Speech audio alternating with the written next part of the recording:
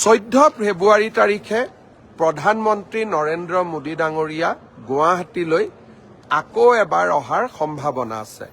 14 ফেব্ৰুৱাৰী তাৰিখে তেখেত গুৱাহাটীলৈ আহিলে গুৱাহাটী উত্তৰ গুৱাহাটীৰ মাজত সংযোগী ব্ৰহ্মপুত্ৰৰ ওপৰৰ বিশাল দলংখন তেখেতে উদ্বোধন কৰিব।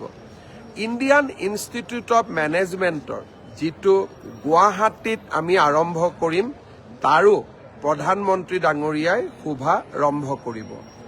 100 ইলেক্ট্ৰিক বাছো তেখেতে অসমক দিব আৰু 14 ফেব্ৰুৱাৰী তাৰিখে আমি আৰু এটা বিশেষ চিন্তা কৰি তেখেতক নিমন্ত্ৰণ কৰিছো।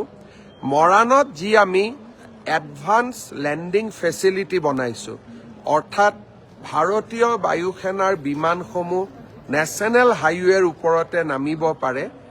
আমি প্ৰধানমন্ত্ৰী ডাঙৰীয়াক অনুৰোধ কৰিছো যে এখন বিমানেৰে তেখেতেও ৰাষ্ট্ৰীয় ঘাইপথত অৱতৰণ কৰিব পাৰিব নেকি, এই চিন্তাও আমাৰ মনত আছে। প্ৰধানমন্ত্ৰী ডাঙৰীয়াক আমি নিমন্ত্ৰণ জনাইছো। মই আশা কৰোঁ যে 14 ফেব্ৰুৱাৰী তাৰিখে অসমৰ ৰাইজে প্ৰধানমন্ত্ৰীৰ পৰা আৰু কেইবাটাও এনেধৰণৰ উপহাৰ লাভ কৰিব। ফেব্ৰুৱাৰী মাহত প্ৰধানমন্ত্ৰী ডাঙৰীয়া সম্ভাৱনা আছে দ্বিতীয়বাৰলৈ অসম ভ্ৰমণৰ বাবে অহাৰ। তেখেত যদি দ্বিতীয়বাৰৰ কাৰণে অসম ভ্ৰমণলৈ আহে, কোকৰাঝাৰ আৰু গেলেফু ভূটানৰ মাজত নতুন ৰেল লাইন এটাৰ তেখেতে আধাৰশিলা স্থাপন কৰিব। বহুত ডাঙৰ প্ৰজেক্ট হ'ব। ভূটানৰ লগত আমি ৰেলেৰে সংযোজিত হ'ম আৰু ৰেলৱে কোচ মেনুফেকচাৰিং ফেক্টৰী এটাও তেখেতে কোকৰাঝাৰত আধাৰশিলা কৰিব।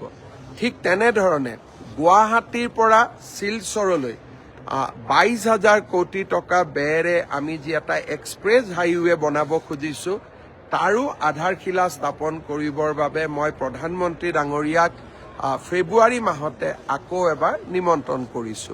গতিকে ফেব্ৰুৱাৰী মাহৰ মই কেইবাটাও এজেণ্ডা আপোনালোকক ক'লো। মুখ্যমন্ত্ৰীৰ আত্মনিৰ্ভৰ অসম অভিযান, নিযুক্তি পত্ৰ বিতৰণ, স্বাভাৱিকভাৱে প্ৰধানমন্ত্ৰী ডাঙৰীয়াৰ অসম ভ্ৰমণ। ফেব্ৰুৱাৰী মাহটোতো আমি অসমে উন্নয়ন আৰু বিকাশৰ কৰ্মযজ্ঞৰ লগত জড়িত হৈ থাকিম।